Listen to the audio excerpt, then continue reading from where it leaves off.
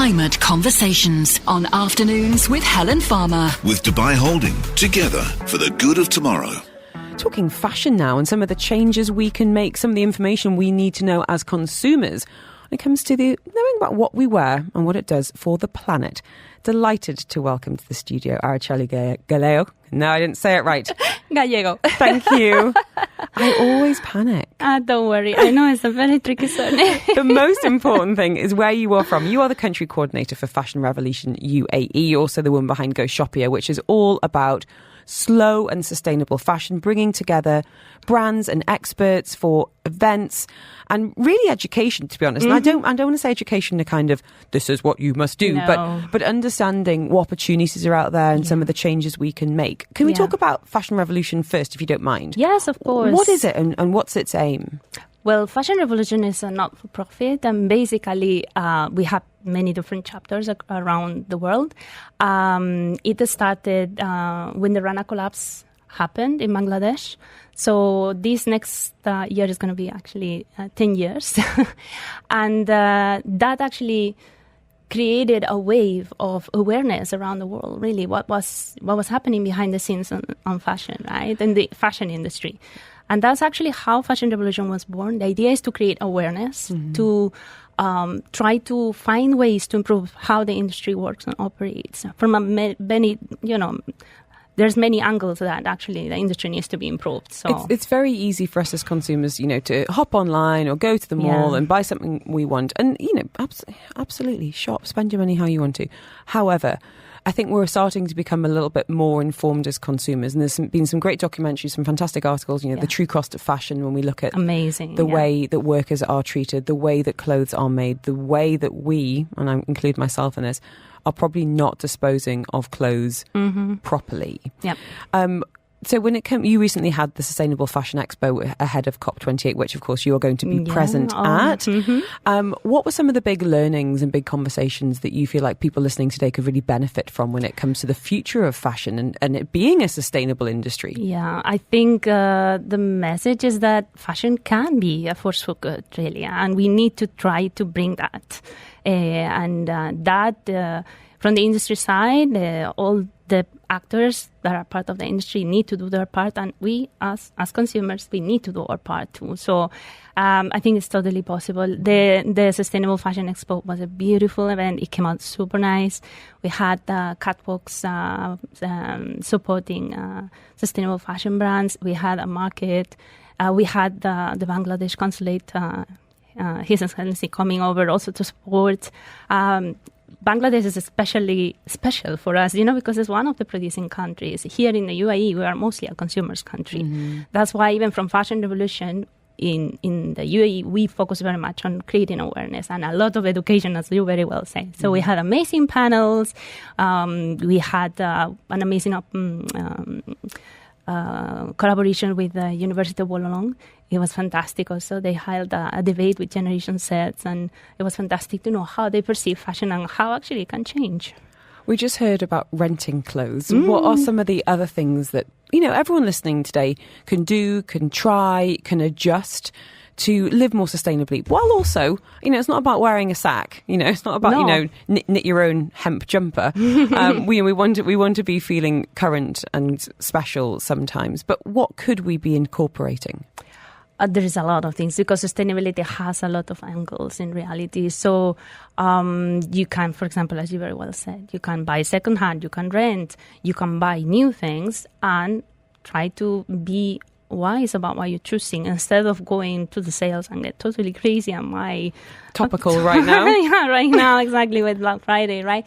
Buying too many things that probably you don't need. Just buy what you need and give it the proper use and take care of it, mend it. You also mentioned before mending.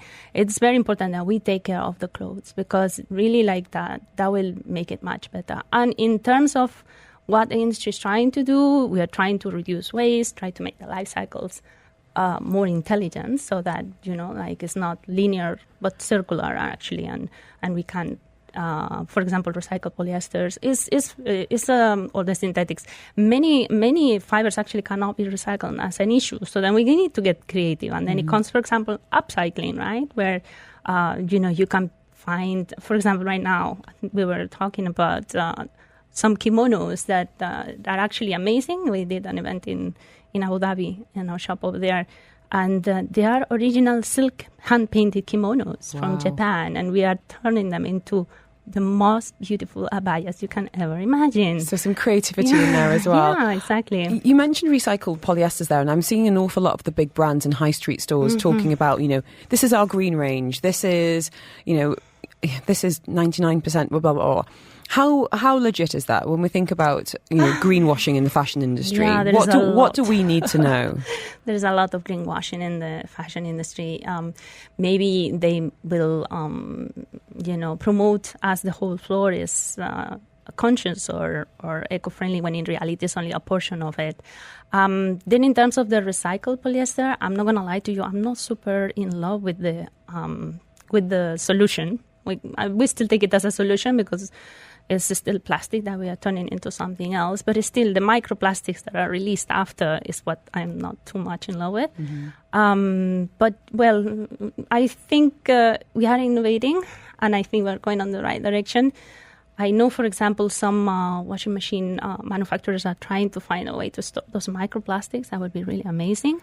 But until that happens, I still try to avoid plastic in any shape, way, or form, especially on the clothes. But yeah, there are a lot of natural fibers that are amazing and they're lovely. I wanted to ask you then, in terms of resources, for anyone that wants to educate themselves, are there any, podcasts, any books? We mentioned True Cost of Fashion there, the documentary that's, I think, really probably still on Netflix now, where people can go, do you know what, I do want to learn a little bit more. I do want to make some more conscious decisions. I don't want to stop shopping altogether, but I want to spend my money wisely. Yeah. Where should we go?